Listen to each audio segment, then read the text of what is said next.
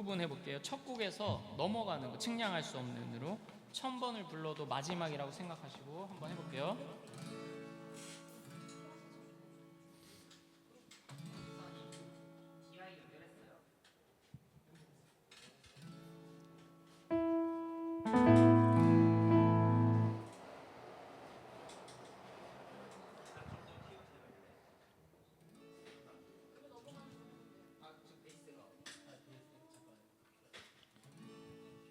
네, 1000번을 불러도 마지막 세 번째라고 생각하시고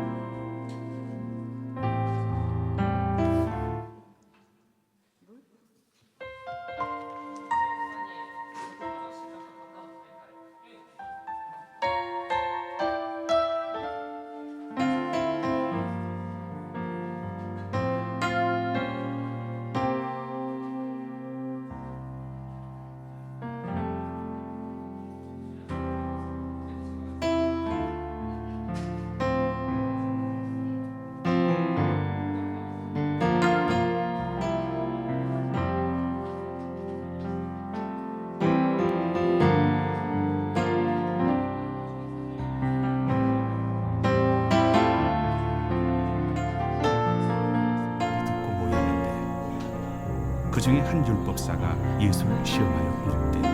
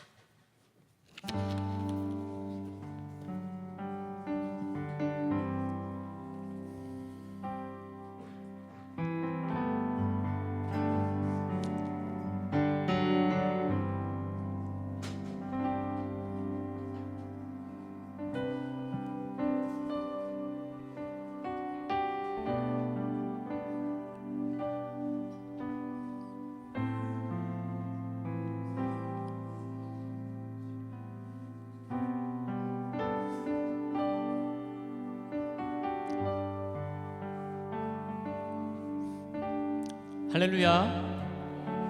오늘은 우리 예수님의 그 십자가의 그 사랑만을 우리가 묵상하며 그리고 그것을 감사해하며 찬양하며 나아갔으면 좋겠습니다. 만약에 이 세상에 인구가 딱 100명만 있었어도 예수님께서 십자가에 달려 돌아가셨을까요? 어떻게 생각하세요? 네, 제가 볼 때는 아마도 100명이어도 십자가에 달려 돌아가셨을 것 같습니다. 오늘은 또 특별히 많은 분들이 오셨는데, 만약에 우리 여기에 모여 있는 분들이 이 인구의 전부예요. 그랬어도 예수님께서 오셨을까요? 네, 저는 오셨을 거라고 봅니다. 만약에 딱 한 명이 이 세상에 살고 있었어요. 근데 그 사람을 살리기 위해서 예수님께서 과연 그 십자가의 고통을 지시고 우리를 살리려고 오셨을까요? 네, 오셨을 것 같아요. 그 한 사람이 여러분들일 수도 있습니다. 우리 오늘 찬양할 때요, 오늘 하나님을 예배할 때요, 다른 사람을 위한 십자가가 아니라 나를 위한 십자가라고 생각하고 나를 위해서 흘리신 그 희생이라고 생각하면서 이 찬양의 고백이 여러분들 한 사람 한 사람의 고백이 되길 원합니다. 오늘 우리 함께 십자가를 묵상하는 마음으로 우리 함께 찬양하길 원합니다.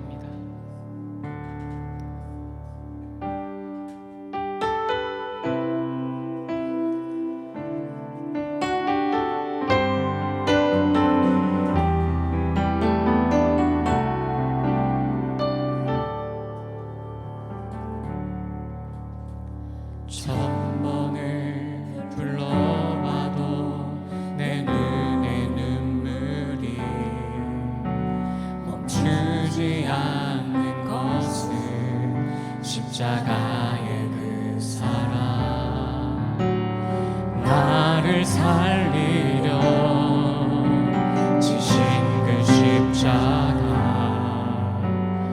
모든 무관이 나의 더러운 죄 씻으셨네. 나를 향한 그 사랑, 생명을 내어주사 영원한 생명을 내게 주심을 감사해.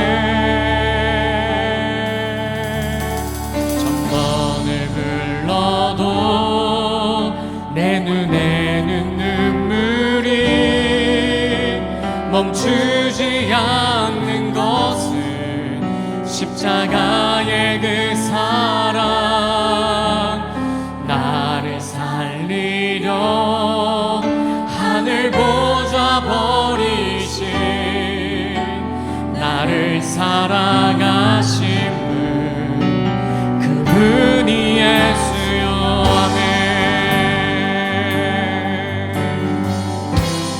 다시 한번 고백합니다. 1000번을 불러봐도, 1000번을 불러봐도 내 눈에 눈물이 멈추지 않는 것은 십자가의 그 사랑,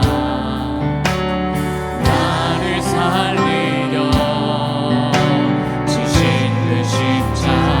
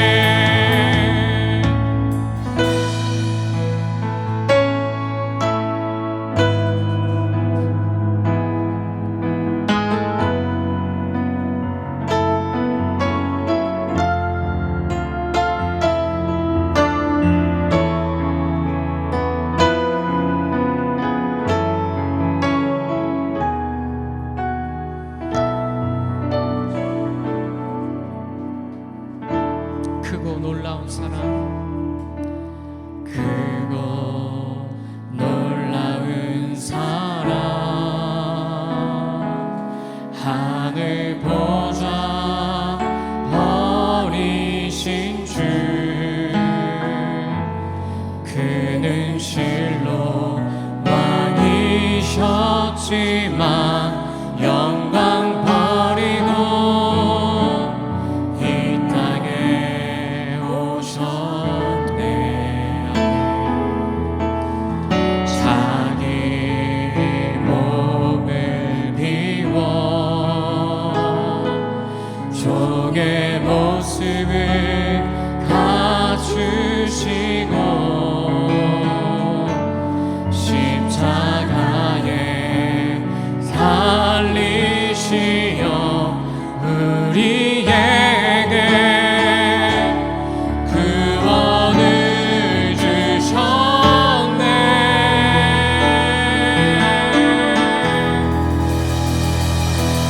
측량할 수 없는 그 사랑,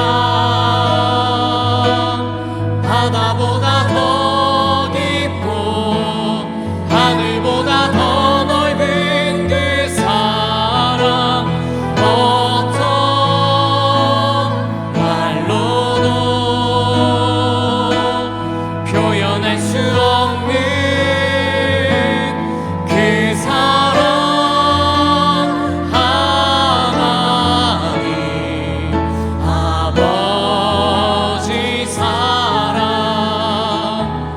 나를 살게 하는 은혜. 아멘. 우리 다시 한번 고백합니다. 크고 놀라운 사랑, 크고 놀라운 사랑, 하늘 보좌 버리신 주, 그는 실로 왕이셨지만 영광 버리고 이 땅에 오셨습니다. 이 땅에 오셨네. 아멘. 자기 몸을 비워 종의 모습을 갖추시고 십자가에 달리시어 우리에게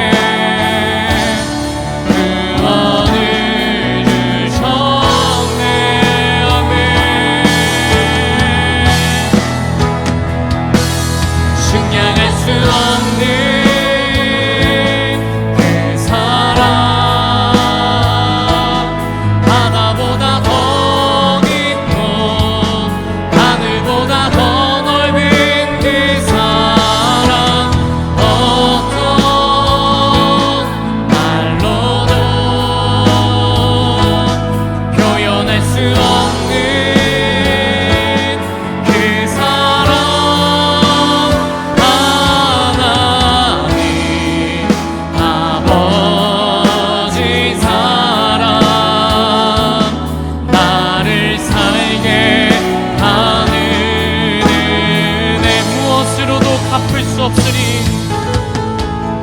무엇으로도 갚을 수 없으리, 아들을 보내신 하나님 사랑하며 나의 모든 삶, 나의 모든 삶, 내 생명 바쳐 오직 주만 위에 살리라.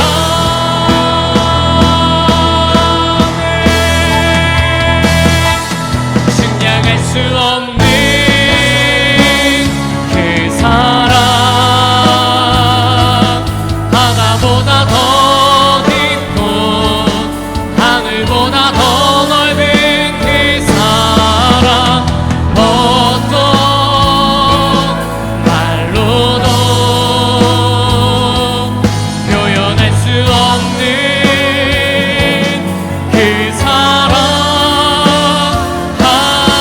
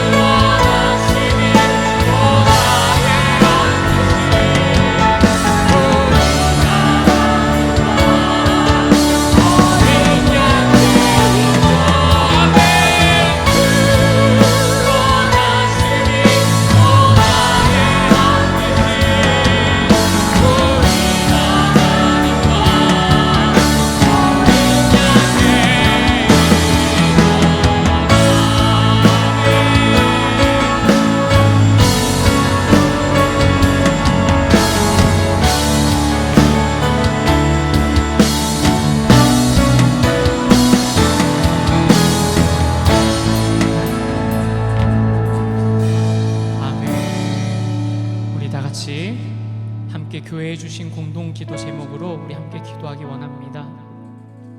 의로우신 하나님 예수 그리스도께서는 죄 많은 사람들의 배반으로 순환당하시고 십자가에 못 박혀 죽으셨습니다.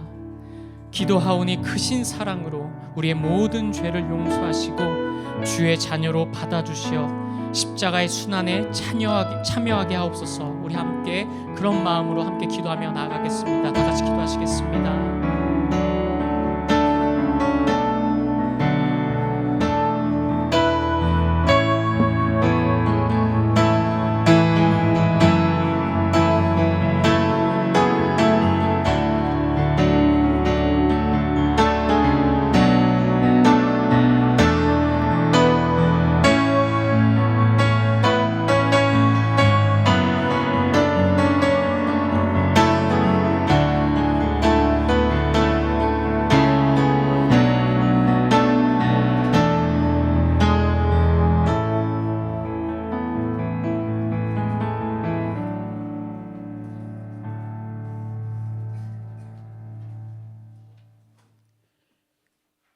恵み深き父なる神様、今宵御前に集めてくださり本当にありがとうございます。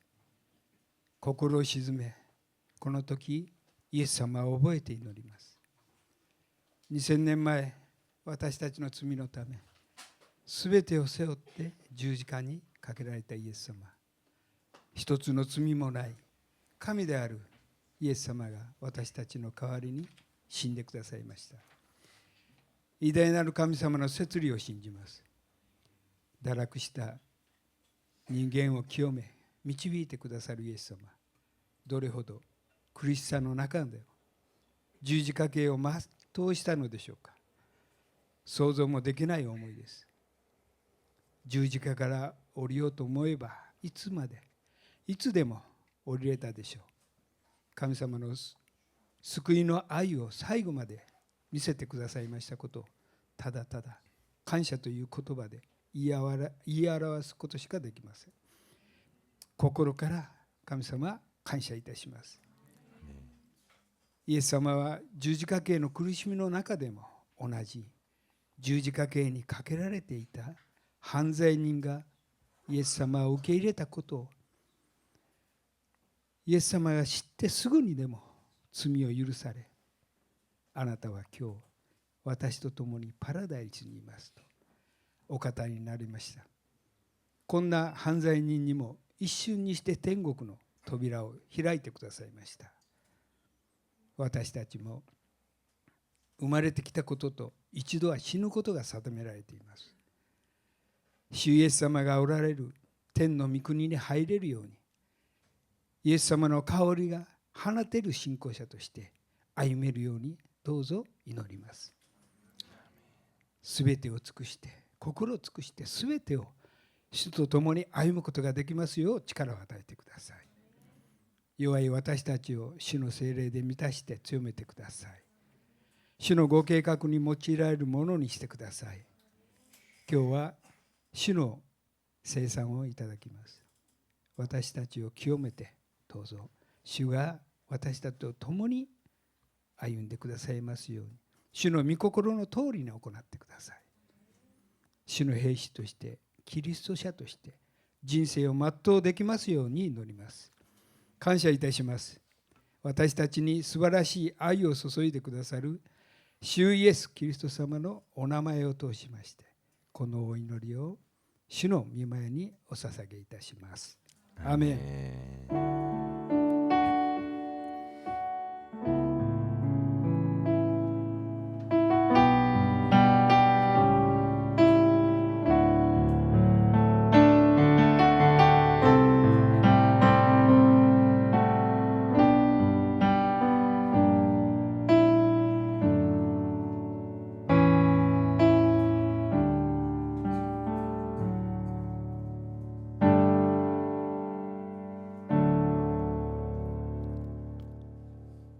아멘.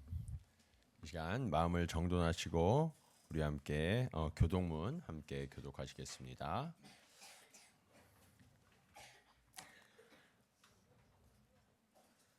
교동문 132번입니다. 이에 예수께서 제자들에게 이르시되 누구든지 나를 따라오려거든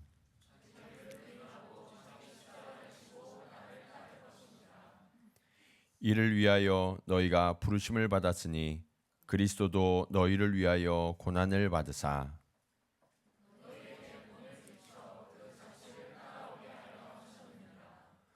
그는 죄를 범하지 아니하시고 그 입에 거짓도 없으시며 욕을 당하시되 맞대어 욕하지 아니하시고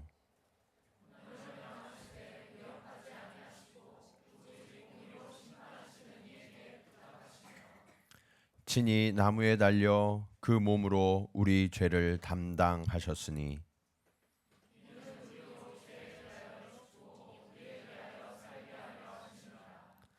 그가 채찍에 맞음으로 너희는 나음을 얻었나니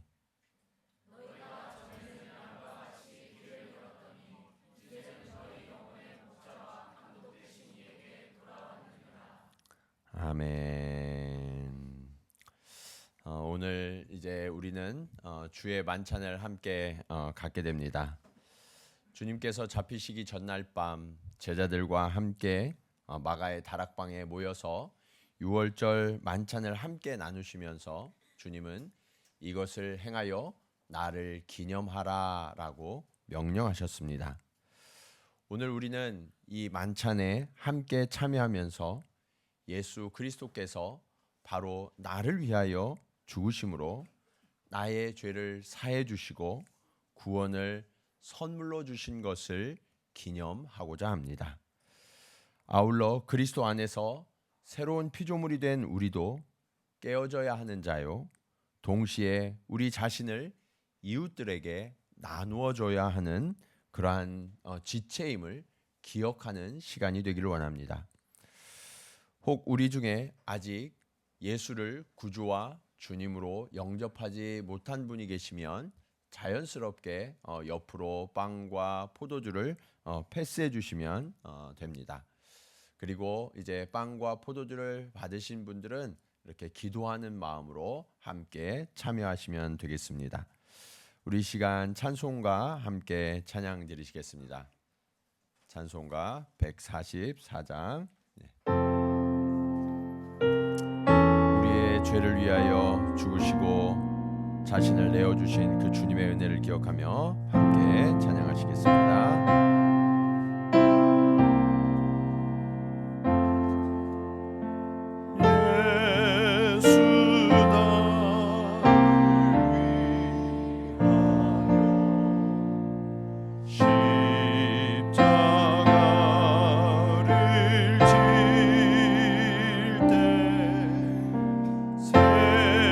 세상 죄를 지시고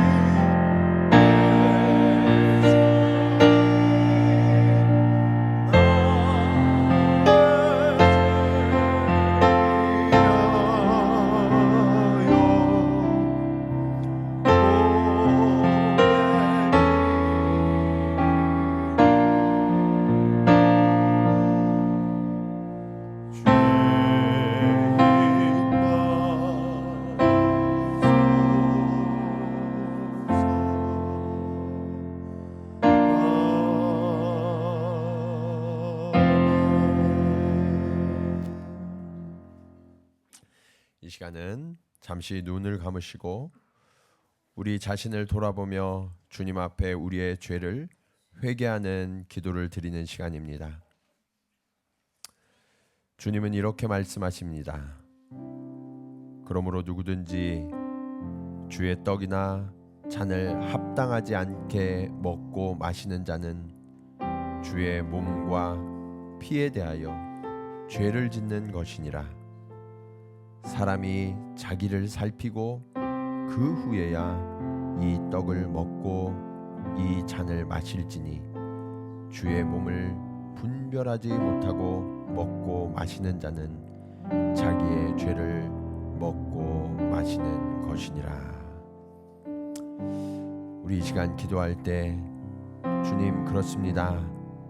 나의 죄와 나의 허물들 주님 주의 십자가의 보혈로 정결케 씻어 주시옵소서. 아버지 하나님, 우리의 크고 작은 모든 죄들 이 시간 성령께서 기억나게 해주셔서 아버지 하나님, 모든 죄를, 모든 허물을, 모든 잘못을 주님 앞에 회개하며 정결케 되는 시간이 될 수 있도록 주님 역사하여 주시옵소서. 우리 잠시 자신의 죄를 돌아보며 회개하는 시간을 갖겠습니다. 기도하시겠습니다.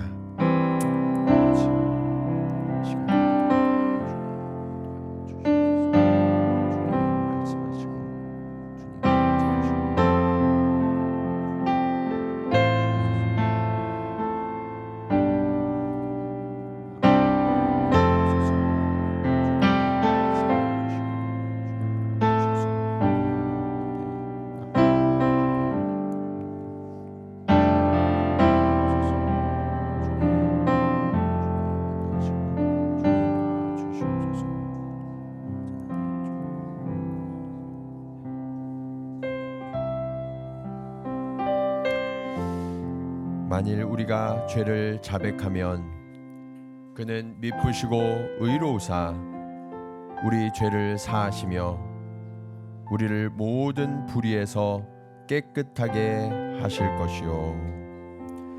사랑의 주님, 우리를 위해 이 땅 가운데 오시고 고난 받으시며 모든 살과 피를 내어주시기까지 사랑해 주시니 감사합니다. 주님, 우리의 의로는 감히 주님의 만찬을 대할 수 없지만 오직 주의 은혜로 이 만찬에 참여하게 하시니 감사합니다. 우리의 모든 죄를 고백하오니 주님, 우리를 사하여 주시고 우리를 깨끗게 하여 주시옵소서. 주님의 손을 붙들고 늘 정결한 마음과 영혼으로 육체로 부끄러움이 없는 거룩한 삶을 살아가게 하여 주시옵소서. 이 시간 임재하신 주님을 의지합니다. 주님, 나를 만나 주시고 내 안에 거하여 주시옵소서. 예수 그리스도의 이름으로 기도하옵나이다. 아멘. 이 시간은 분병하는 시간입니다. 내가 너희에게 전한 것은 주께 받은 것이니 곧 주 예수께서 잡히시던 밤에 떡을 가지사 축사하시고 떼어 이르시되 이것은 너희를 위하는 내 몸이니 이것을 행하여 나를 기념하라 하시고. 이제 떡을 받으시고 기도하시며 주님, 제가 그 주님을 내 안에 모십니다. 주님, 내 안에 들어와 나와 함께하여 주시옵소서. 그런 기도로 함께 떡을 드시면 되겠습니다.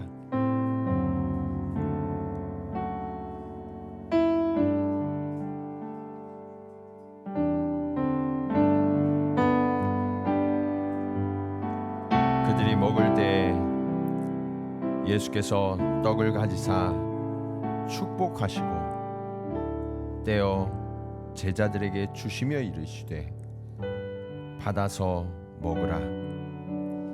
이것은 내 몸이니라 하시고 주님은 당신의 몸을 우리를 위해 찢어 내어 주셨습니다.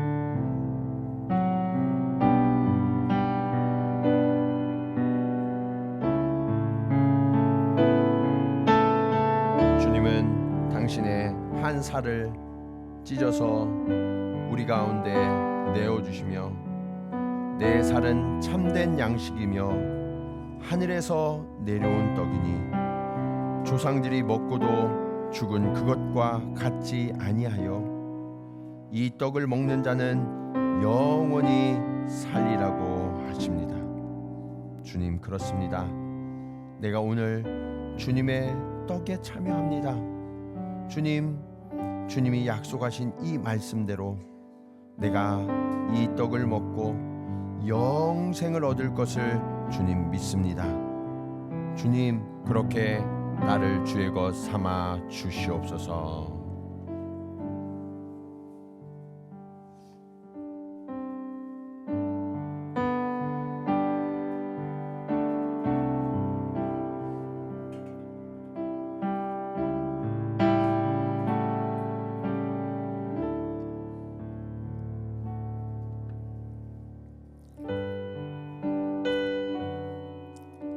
식후에 또한 그와 같이 잔을 가지시고 이르시되 이 잔은 내 피로 세운 새 언약이니 이것을 행하여 마실 때마다 나를 기념하라 하셨으니 이제 예수님께서 우리를 위하여 흘리신 피를 상징하는 잔을 나누겠습니다.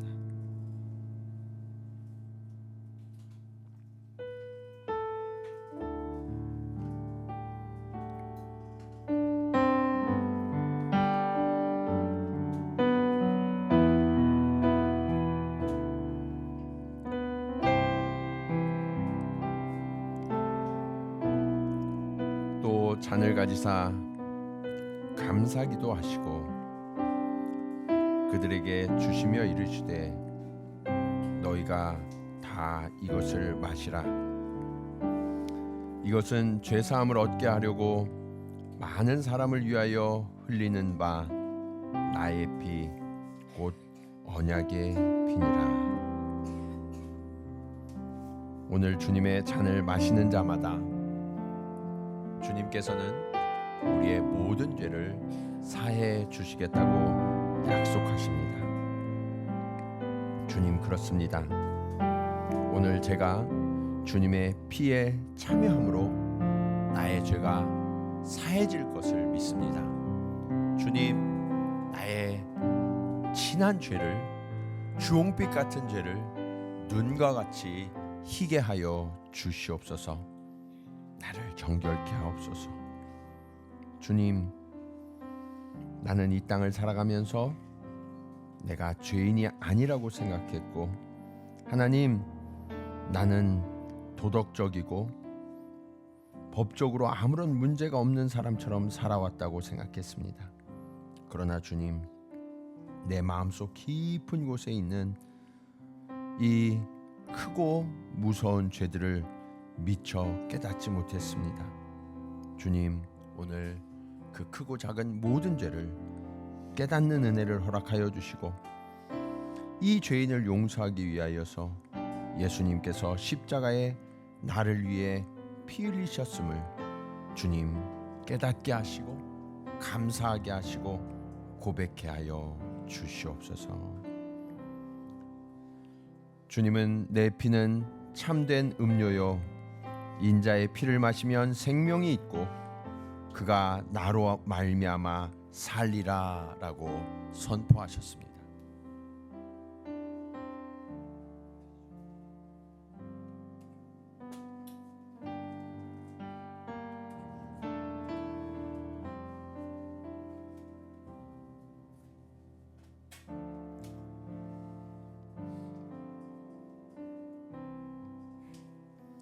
혹시 잔을 받아야 되는데 못 받은 분이 계시면 손을 들어 표시해 주시면 감사하겠습니다. 다 받으셨으면 기도하고 드시고 이제 찬송가 149장 주 달려 죽은 십자가 함께 찬양하시면서 여러분이 드신 잔을 이렇게 회수하는 시간을 갖도록 하겠습니다. 주님, 나를 위해 십자가에 달리신 그 주님의 은혜를 기억합니다. 우리 함께 찬양하겠습니다. 주 달려 죽은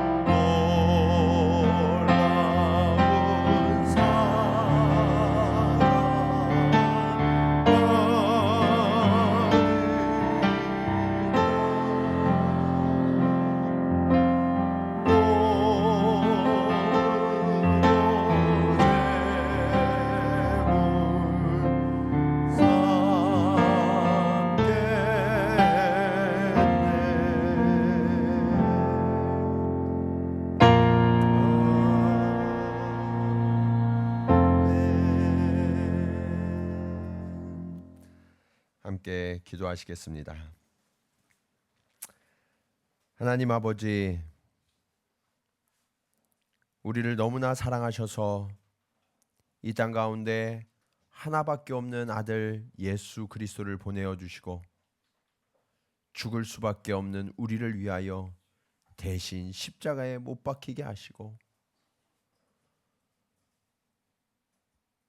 한 방울도 남김없이 피를 쏟아주시며 자신의 몸을 찢어 우리에게 내어주신 그 주님의 놀라운 사랑과 은혜가 오늘 우리 안에 있음을 주님 고백합니다. 주님, 오늘 주의 만찬에 참여한 모든 이들이 그 주님을 내 안에 모시고 있음을 주님 기억해 하여 주시옵소서. 그리고 주님, 세상의 빛으로 소금으로 살아가서 하나님께서 우리에게 명령하신 그 소명과 사명을 온전히 지키며 끝까지 믿음의 경주를 완주하는 주의 백성들 될 수 있도록 주님 인도하여 주시옵소서. 감사하며 우리와 늘 동행하시는 예수 그리스도의 이름으로 기도하옵나이다. 아멘. 오늘 함께 예배를 드리시는 저와 여러분들 모두 가운데 주님의 동행하시는 은혜가 있기를 간절히 축원합니다. 네. 오늘 우리 이제 고난 주간 마지막 말씀을 우리 함께 볼 텐데요. 오늘 하나님께서 우리에게 주신 말씀은 마태복음 22장 34절로 40절까지 말씀입니다. 예수께서 사두개인들로 대답할 수 없게 하셨다 함을 바리새인들이 듣고 모였는데 그 중에 한 율법사가 예수를 시험하여 묻되 선생님, 율법 중에서 어느 계명이 크니이까? 내 마음을 다하고 목숨을 다하고 뜻을 다하여 주 너희 하나님을 사랑하라 하셨으니 이것이 크고 첫째 되는 계명이요 둘째도 그와 같으니 내 이웃을 내 자신같이 사랑하라 하셨으니 이 두 계명이 온 율법과 선지자의 강령이니라. 아멘. 이번 고난 주간을 지나면서 우리는 예수님께서 마지막 한 주간에 가르치시고 행하셨던 일들에 대해서 돌아보고 있습니다. 첫날은 교회의 본질이 무엇인지에 대해서 주님이 말씀하셨고, 두 번째는 그 교회의 권위가 어디에 있는지에 대해서 주님은 가르쳐 주셨습니다. 그리고 그 교회가 신실한 주의 일꾼들이 되어야 함을 또한 말씀하셨습니다. 그리고 어제는 그렇게 세워진 교회가 이제 외적으로 천국을 이루어야 함을 말씀하셨습니다. 오늘은 그렇다면 그 교회 안에는 내적으로는 무엇이 있어야 하는가? 그것이 바로 사랑이다라는 말씀을 여러분들과 함께 나누고자 합니다. 하나님의 뜻을 이루는 교회는 어떤 교회가 되어야 하느냐? 첫 번째로 교회는 경쟁의 원리를 떠난 곳이 되어야 합니다. 오늘 예수님 앞에 한 무리가 모였는데 그들이 누구인지 또 어떤 의도로 예수님 앞에 나왔는지 우리는 알아야 합니다. 34절 말씀을 한번 보시겠습니다. 같이 한번 읽을까요? 자, 시작.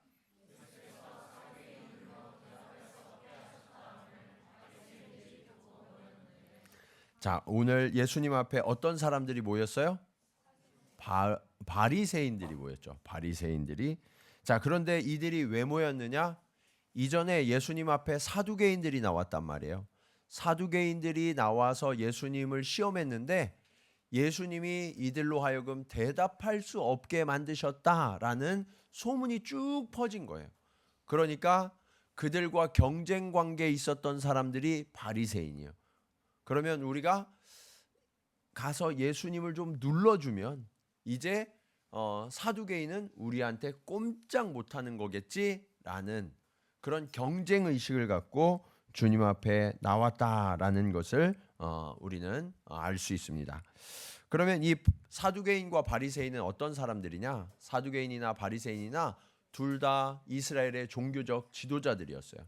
근데 사두개인들은 좀 더 현실적인 지도자들입니다. 그래서 주로 현실 정치에 많이 참여했고, 그러다 보니까 로마 사람들하고 많이 결탁해서 이렇게 높은 지위를 얻고 보장받은 이 대제사장 계열의 사람들이 사두개인들이었어요. 이들은 현실을 중요하게 생각하다 보니까 부활을 믿지 않았습니다. 부활을 믿지 않으니까 천국도 믿지 않았어요. 그것에 대해서 이 바리새인들은 아니다. 성경은 부활도 이야기하고 있고 천국도 이야기하고 있다 하면서 치열한 경쟁 관계에 놓였던 두 부류가 이 사두개인과 바리새인들입니다. 그런데 이 사두개인들이 예수님에 의해서 보기 좋게 나가 떨어졌구나라는 소식을 들으니까 이제 기분이 좋았어요. 그리고 이제 기회를 얻었어요. 평소에는 이들이 권력을 쥐고 있었기 때문에 이 바리새인들이 조금 눌린 입장이었었거든요. 이번이 이것을 역전시킬 수 있는 절호의 기회가 왔어라고 하면서 이번만 우리가 성공하면 백성들이 이제는 우리를 따를 거야라는 생각을 하고 예수님 앞에 기세 좋게 나왔던 것입니다. 자, 그러면서 질문합니다. 35절과 36절 말씀입니다. 같이 한번 읽을까요? 자, 시작.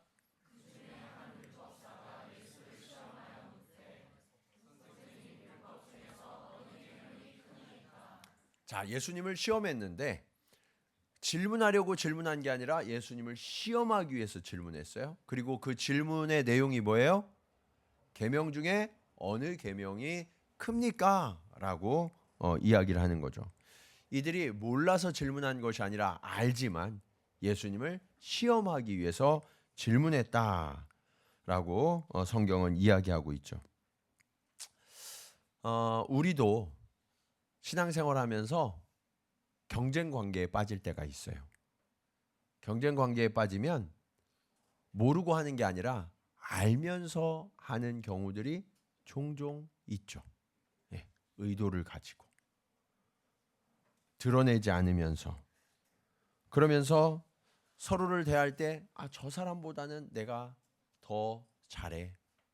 저 사람보다는 내가 더 많이 알아. 저 사람보다는 내가 더 많이 헌신했어. 저 사람보다는 내가 더 부유해. 그러면서 신앙생활 하는 동안에도 끊임없이 서로를 비교하면서 더 우위에 서려고 하는 그런 마음들이 우리 안에 우리를 괴롭게 해요. 신앙생활을 하면서 하나님과 내가 1대1로 만나야 하는데 그렇지 못한 거예요. 내 주변에 있는 저 집사님은, 저 장로님은, 그러면서 끊임없이 비교하면서 내가 스스로 무너져가는, 그리고 다른 사람들을 무너뜨리려고 하는 그런 신앙생활을 하는 이들이 참 많더라라는 것을 우리는 알게 됩니다. 그것이 심해지면 심지어는 예수님까지도 깎아내려요. 예수님이 말씀하셔도 그것은 성경에는 써 있지만 현실에서는 맞지 않아. 네. 여러분 그런 생각 해본 적 있으세요, 없으세요? 네. 의외로 많은 성도들이 그렇게 이야기해요. 성경에 써 있는 건 알겠지만 그것을 어떻게 현실에서 적용할 수 있습니까? 네. 그런 대답들이 오늘 사두개인과 바리새인이 예수님을 시험하는 것과 동일한 태도라는 거예요. 고집을 꺾지 않아요. 우리도 어떤 문제가 생겼을 때 그렇게 하신 적 없으신가요? 하나님이 살아계시다면 어떻게 나한테 이러실 수가 있습니까? 하나님이 전능하신 분이라면 이 정도 문제는 해결해 주셔야 되는 거 아닙니까? 그러면서 하나님 앞에 따지는 그런 성도들을 우리는 종종 만나게 되죠. 그런데 그렇게 하나님 앞에 따지고 고집부리는 그 이유가 뭐냐면 그 근본에는 주님께 대한 절대적인 신뢰와 주님을 향한 온전한 사랑이 부족하기 때문에 그래요. 사랑이 충만하면 의심할까요? 안 할까요? 의심하지 않아요. 진정으로 사랑한다면 의심하지 않습니다.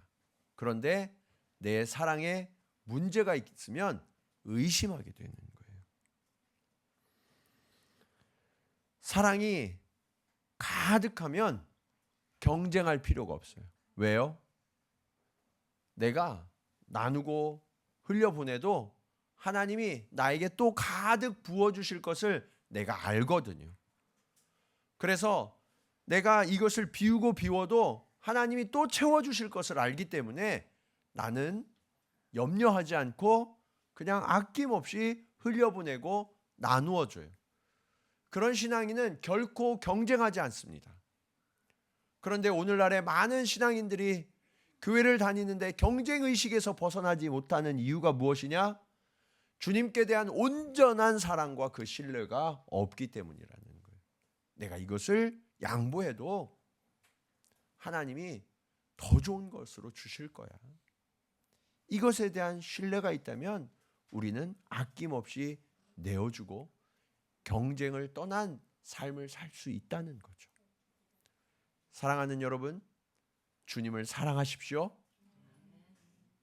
경쟁을 뛰어넘는 크리스찬들이 되기를 간절히 축원합니다. 오늘 주님이 이 계명 논쟁을 우리에게 들려주신 이유가 바로 이거예요. 교회 안에 이 경쟁을 그쳐라. 서로에 대한 이 반대를 그쳐라. 오직 주만 사랑하라. 그러면서 오늘 두 번째 교훈을 우리가 함께 살펴보기 원합니다. 교회는 하나님의 사랑이 출발점이 되어야 합니다. 37절로 38절 말씀 우리 같이 한번 읽겠습니다. 자, 시작.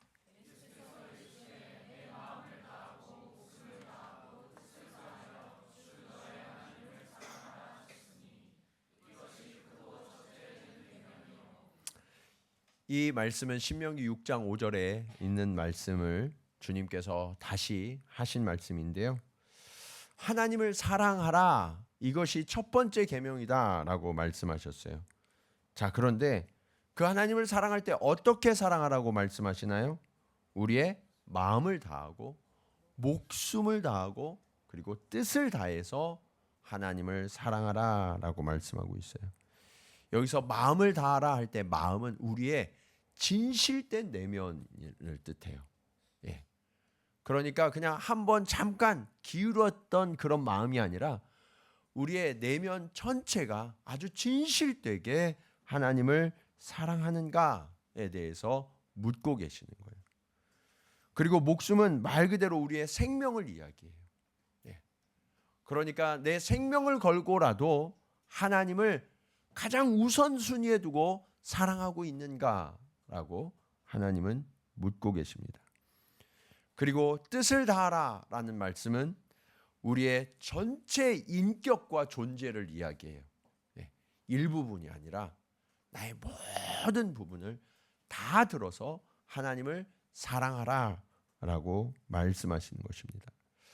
그래서 가식이 없는, 그냥 겉으로만 제가 사랑합니다 이러는 것이 아니라 가식이 없는 나의 전 존재와 영혼이 하나님을 향해서 온전한 마음으로 사랑하는가라는 것을 주님 물으시며 명령하는 것입니다. 그런데 문제는 우리가 이 명령 앞에서 과연 우리는 그렇게 하나님을 사랑할 수 있을까라는 질문이 든다는 거예요. 그래요, 안 그래요? 네? 여러분 목숨을 다하여 하나님을 사랑하라 할 때 저 그럴 수 있어요. 과연 그런 분이 몇 분이나 되실까요? 네. 대답은 하는데 막상 우리가 목숨을 걸어라 하는 순간이 눈앞에 닥치면 누구도 장담할 수는 없을 거예요. 수많은 순교의 역사가 그것을 증명하니까요. 그런데 우리가 정말 하나님을 내 생명을 다해 사랑하려고 그러면 출발점이 내가 되면 안 돼요. 내가 사랑할 수 있는 게 아니에요. 내가 의지가 아무리 강해도 내가 아무리 굳게 결단을 해도 그것으로 하나님을 생명을 걸고 사랑할 정도는 되지 못한다라는 거예요. 그러면 어떻게 우리가 하나님을 사랑할 수 있을까요? 그 출발점이 하나님이셔요. 하나님이야말로 무조건적으로 그리고 무한한 사랑으로 저와 여러분을 사랑하셨습니다. 로마서 5장 5절과 8절 말씀 우리 같이 한번 읽겠습니다. 자, 시작.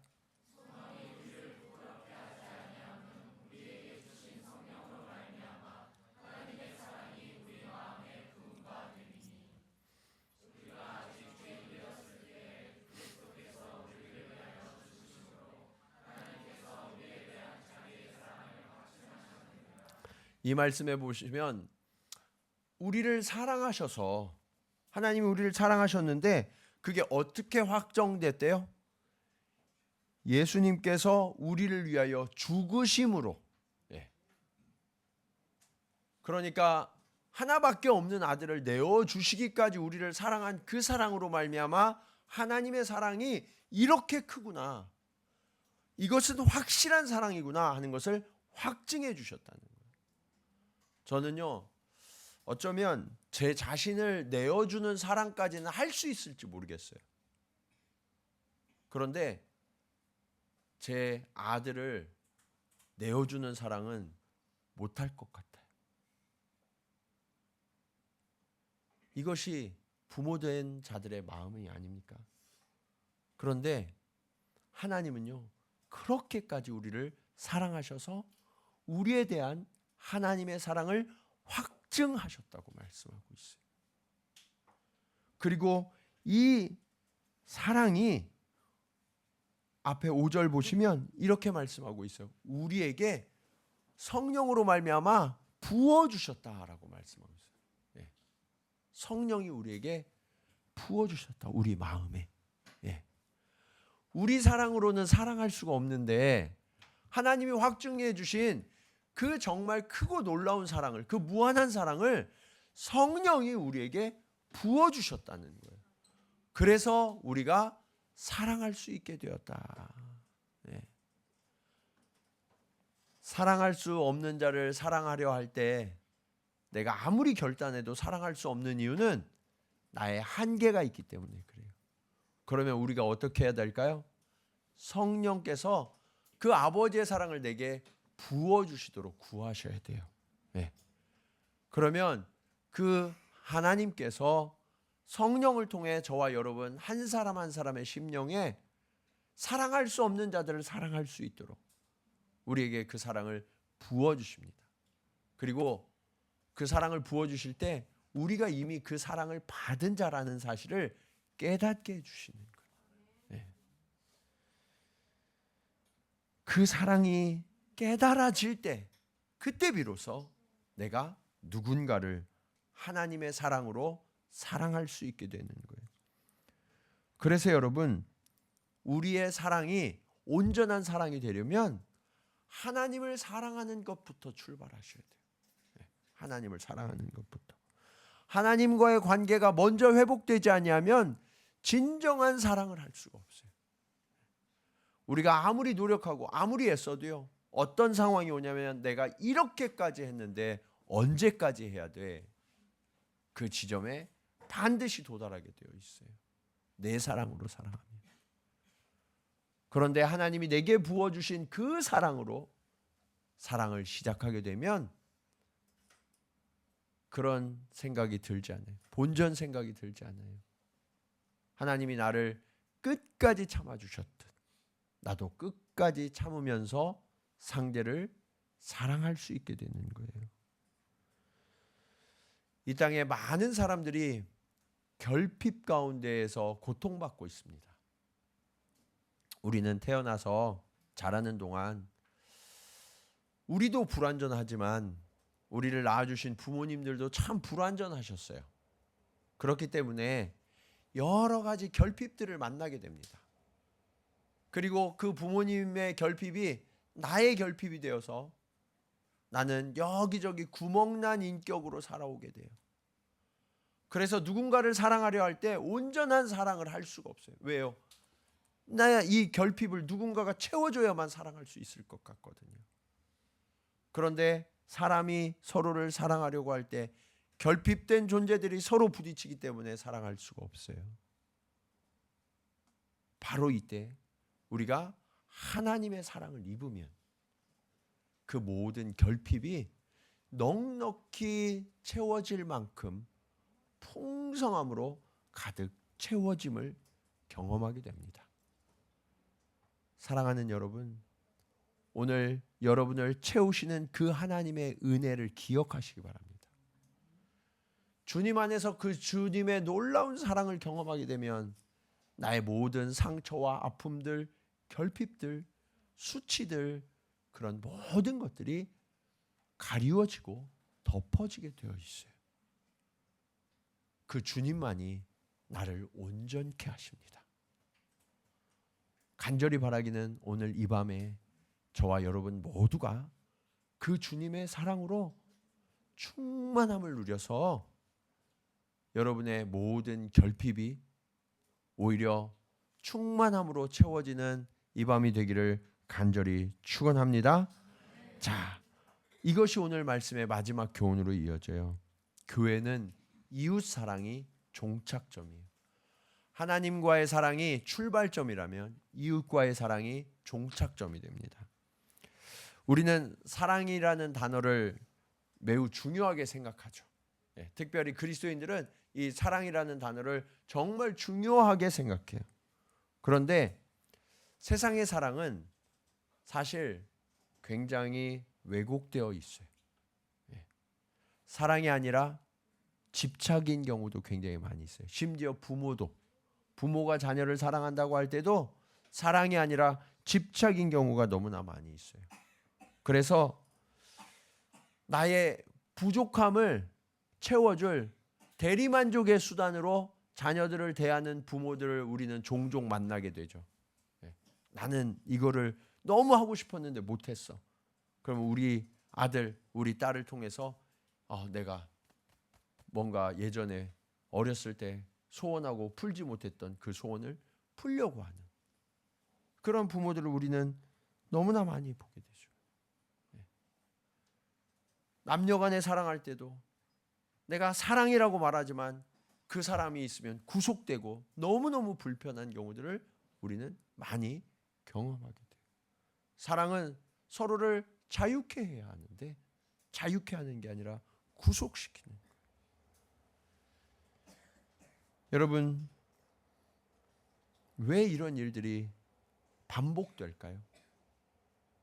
불완전한 영혼들이 함께 만나서 사랑이라는 이름으로 오히려 굴레를 씌우기 때문에 그렇습니다. 세상의 사랑은 이처럼 많이 병들고 왜곡되어 있는 경우들이 너무나 많기 때문에 그래요. 그래서 하나님의 사랑이 우선되어져야만 그 사랑으로 채워진 사람이어야만 제대로 사랑을 할 수 있는 거예요. 그리고 그 하나님의 사랑이 깊어져서 내 영혼을 충만하게 하면 그 다음엔 우리는 어떻게 해야 되나요? 그 사랑의 충만함을 가지고 다른 이들에게 흘려보내는 역할을 해야 돼요. 그래서 아직도 결핍 가운데 아직도 병들어서 아파하고 울고 있는 그 영혼들을 향하여서 예수의 사랑만이 우리를 치유하고 회복시키고 변화시킬 수 있다는 사실을 우리는 우리 삶을 통해서 증명해내야 돼요. 그것이 우리가 가진 상처들이에요. 여러분의 상처를 보여주셔야 돼요.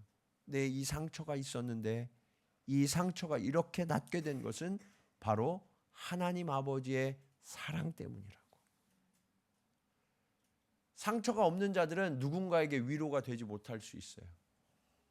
그러나 우리가 먼저 그 상처 때문에 아파하고 눈물 흘렸는데 주님께서 우리를 치유하셨던 그 놀라운 사랑을 입은 사람은 그 상처가 더 이상 부끄러움이 아니라 가리고 감춰야 될 모습이 아니라 이것을 오히려 드러내서 다른 이들의 상처를 넉넉하게 보듬고 안아줄 수 있는 오히려 치유의 통로가 되는 것입니다. 주님은 그렇게 우리가 서로를 안아주고 서로를 덮어주고 위로하라고 이 서로 사랑의 명령을 말씀하신 거예요. 우리 39절 말씀 같이 한번 읽겠습니다. 자, 시작.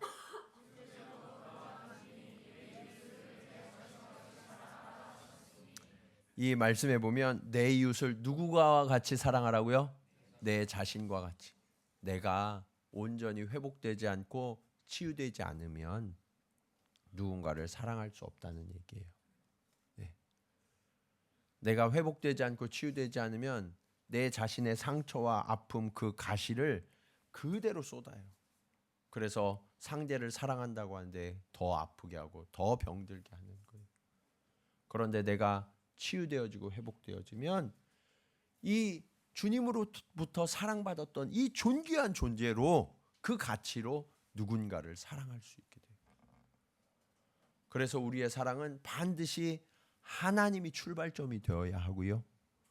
그 하나님이 주신 사랑으로 우리가 충만하여지면 그 충만함을 가두는 것이 아니라 흘려보내서 내 이웃을 유익하게 하는 그런 삶을 살아갈 때, 그것이 진정한 하나님께 속한 자녀의 모습, 교회의 모습, 그리고 하나님이 세우신 가정의 모습이라고 성경은 가르쳐주고 있는 것입니다. 사랑하는 여러분, 내 인격과 내 존재가 지금 주님 앞에서 어떻게 회복되고 있는지를 보세요. 이게 회복되어져야 해요. 작년의 내 모습보다 올해 내 모습이 좋아지고 계신가요? 네? 어때요? 상태가 좋아지고 있어요? 나빠지고 있어요? 네? 옆에 분들 한번 좀 보세요. 상태가 좋아지나 나빠지나. 네. 네. 우리는 서로를 책임져 주는 관계가 되어야 합니다. 교회에서 서로를 책임져 주는 관계. 그래서 상태가 좋아지도록 도와줘야 돼요. 네. 이것이 이웃사랑의 출발점이에요. 성경은 처음에는 사랑하라, 이웃을 사랑하라 라고 말씀하셨는데 뒤로 갈수록 뭐라고 말씀하셨냐면 서로 사랑하라 라고 말씀하셨어요. 이게 왜냐하면 이웃을 사랑하라고 그랬는데 우리 이웃사랑이 잘 안 되더라라는 거예요. 그래서 우리 그리스도인들끼리라도 먼저 좀 서로 사랑해. 이게 먼저 연습이 되어야 너희가 이웃을 제대로 사랑할 수 있어 라고 말씀하세요.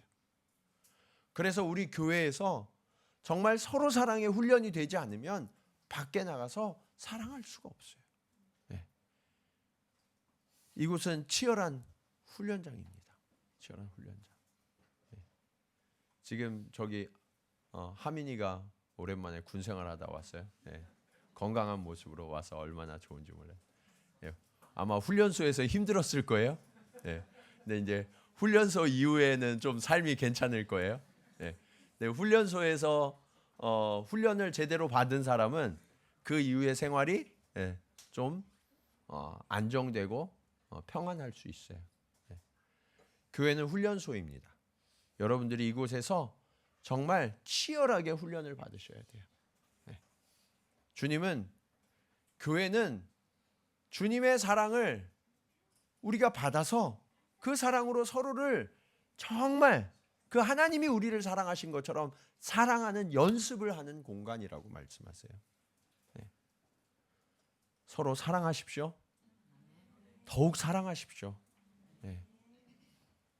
내 마음이 사랑으로 흐르지 못할 때가 있어요. 그때 단속하셔야 돼요. 사랑하라. 사랑하라. 네. 가끔 저희 아내가 그럴 때가 있어요. 네. 제가 사랑 못할 때 딱 얘기해요. 목사님 오늘 설교 사랑하라고 하셨는데 이렇게 하면서 지적을 해줘요. 네. 그러면 제가 아무 할 말이 없어요. 네. 네. 사랑할 수밖에 없게. 네. 서로가 서로를 그렇게 지켜줘야 합니다. 네. 신학자들은 성경 66권을 이렇게 쫙 짜면 그 안에서 나오는 유일한 것이 사랑이어야 한다라고 말씀합니다. 네. 세상 사람들은 교회를 통해서 사랑을 발견하기를 원해요.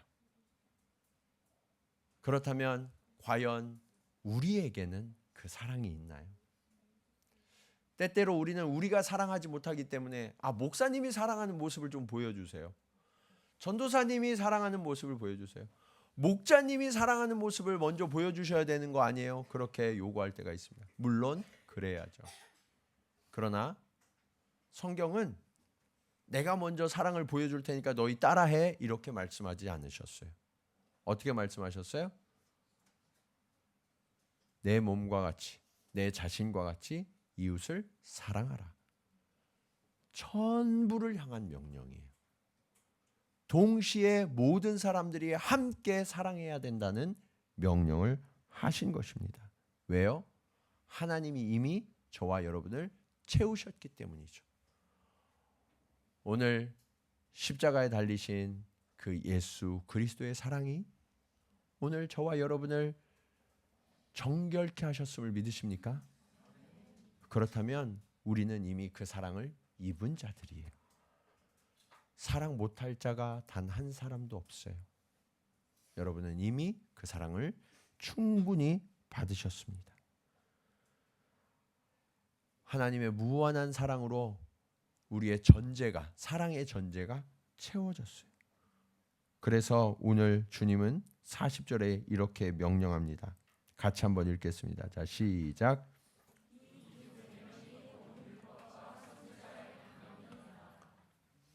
하나님 사랑과 이웃 사랑, 이것이 온 율법과 선지자의 강령이다라고 말씀하고 있어요. 이 양방향의 사랑을 통해서 하나님의 말씀이 완성된다라고 하나님 주님은 오늘 우리에게 가르쳐 주십니다. 이 사랑이 우리 안에 있을 때, 우리 삶에 이렇게 표현되어질 때, 그것이 진짜 신앙이라는 거예요. 네. 여러분, 신앙생활을 잘하는 사람들은 사랑이 있어요.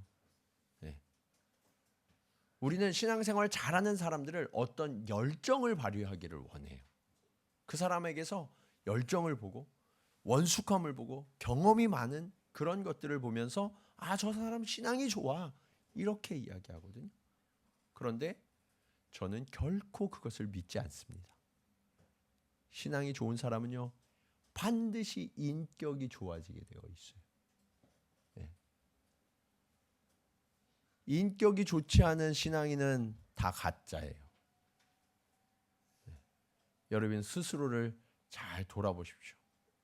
나의 인격은 예수의 사랑을 담아내고 있는가? 열심히 하려고 하는 것은 오히려 주님을 시험한 사두개인과 바리새인의 모습이었어요. 근데 우리는 열심 있는 신앙으로 사랑을 대신하려고 해요. 그러나 주님은 결코 그것을 용납하지 않으십니다.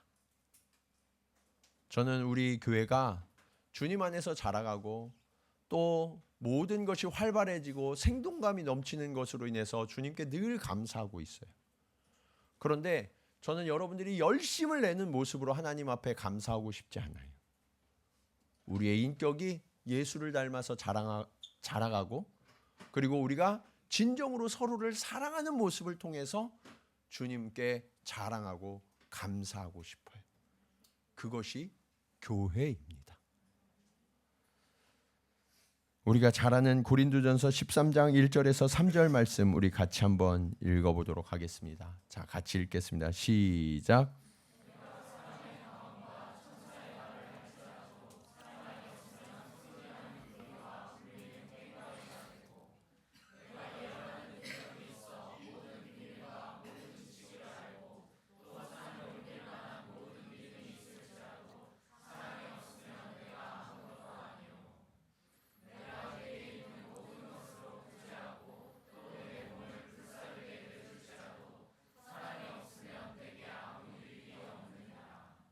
여러분, 성경은 사랑이 없으면 아무것도 아니고 아무 유익도 없다고 말씀하고 있습니다. 심지어 우리 몸을 불사르게 내어줄지라도. 우리 안에 그 사랑이 이미 주어졌다는 사실을 기억하십시오. 그리고 우리도 이제 그 사랑으로 사랑해야 하는 의무와 책임을 가진 존재들이 되었습니다. 주님께서 사랑할 수 있도록 도와주고 계세요. 이제 그 주님이 나를 사랑하셔서 나를 위해서 내주신 것처럼 우리도 서로를 더 사랑할 수 있었으면 좋겠습니다. 제가 항상 하나님 앞에 탄식하며 기도하는 것들이 있었어요. 어떤 거냐면 제가 사랑에 대해서 막 설교하고 내려가면 밑에서 집사님들이 서로 다투는 이야기들을 너무 많이 들어요. 근데 그 다투는 게 정말 별거 아닌 거 가지고 테이블을 이렇게 놔야 된다는 둥 저렇게 놔야 된다는 둥 간식은 이걸 해야 하는 게 좋다는 둥 저걸 하는 게 좋다는 둥 또 내일 부활주일인데 부활주일 준비하려면 이렇게 하는 게 좋겠다 저렇게 하는 게 좋겠다 하는 그런 걸로 우리가 얼굴을 붉힐 때가 있어요. 여러분 그 어떤 것을 할지라도 사랑이 없으면 그것은 아무 유익이 없는 것입니다. 여러분의 섬김과 여러분의 헌신 안에 사랑이 녹아지지 않으면 주님은 그것을 받지 않으세요. 간절히 바라기는 이번 한 주간 우리가 주님으로부터 배웠던 교회의 본질 그리고 교회의 권위 그리고 교회가 신실해야 함을 그리고 그 교회가 천국을 담아내야 함을 우리가 함께 배웠는데 그 천국을 담아내는 정수가 무엇이냐? 그것이 바로 사랑이라는 거예요. 우리가 행하는 모든 일들 교회에서나 가정에서나 우리의 삶의 모든 자리에서 행하는 모든 일에 과연 주님의 사랑이 담겨 있는가? 그것을 날마다 기억하고 그 주님의 사랑으로 잘 버무려서 정말 모든 사람들이 맛있게 먹을 수 있는 그런 사랑의 요리들을 가득가득 빚어내는 그래서 온 공동체가 천국 잔치를 함께 누리면서 기쁨 가운데 하나님과 함께 거하는 그런 아름다운 우리 동경 지구촌 교회가 되기를 또 우리의 모든 삶의 자리가 되기를 주님의 이름으로 간절히 축원합니다. 우리 이 시간 말씀을 기억하면서 우리 함께 찬송으로 고백하기를 원합니다. 하나님 아버지, 오늘 나를 위해 십자가에 못 박히신 예수를 바라봅니다. 하나님, 그 예수님을 십자가에 못 박은 자가 바로 나입니다. 주님, 내가 사랑하지 못해서, 내가 용서하지 못해서 주님, 이 세상 가운데 정말 그 사랑이 열매 맺지 못했습니다. 주여, 간절히 간구하오니 오늘 나의 허물과 나의 죄를 깨닫게 하시고 주님, 내가 돌이켜 더욱 사랑할 수 있도록 그 참사랑과 평화의 주님을 따르는 참된 신앙의 삶을 살아갈 수 있도록 주님 역사하여 주시옵소서. 우리 그런 고백으로 함께 찬양하겠습니다.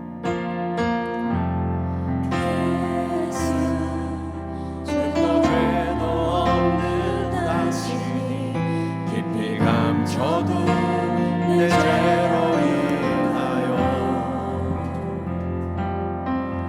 하나님의 어린 양 속죄의 제물 되어 저주받은 나무에 달리셨네. 한 번 더 찬양합니다. 예수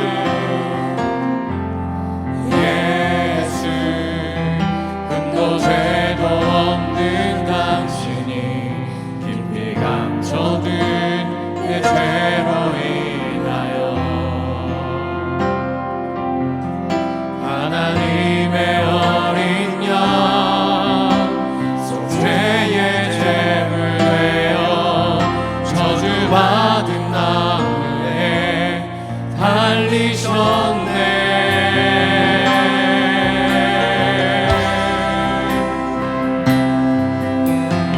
예수를 당신을 부인했습니다. 내가 예수를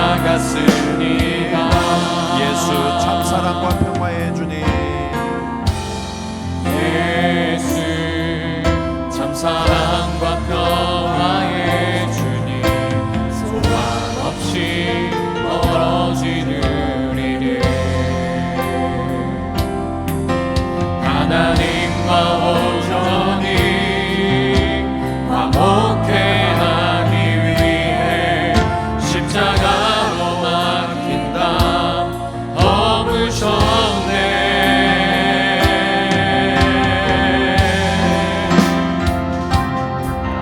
내가 예수를 당신을 다시 바라봅니다. 내가 예수를 당신을 사랑합니다. 당신이 행하신 일 흔들리지 않는 사랑 깨지지 않는 약속 붙들겠네. 내가 예수를 당신을 다시 바라봅니다. 내가 예수를 당신을 사랑합니다. 갚을 수 없는 사랑 아버지께 인도하시는 내가 예수를 사랑합니다. 내가 예수를 다시 바라봅니다. 내가 예수를 당신을 다시 바라봅니다. 내가 예수를 당신을 사랑합니다. 당신이 행하신 일 흔들리지 않는 사랑 깨지지 않는 약속 붙들겠네. 내가 예수를 당신을 다시 바라봅니다. 내가 예수를 당신을 사랑합니다. 갚을 수 없는 사랑 아버지께 인도하시는 내가 예수를 사랑합니다. 내가 예수를 사랑합니다. 내가 예수를 사랑합니다. 내가 예수를 사랑합니다.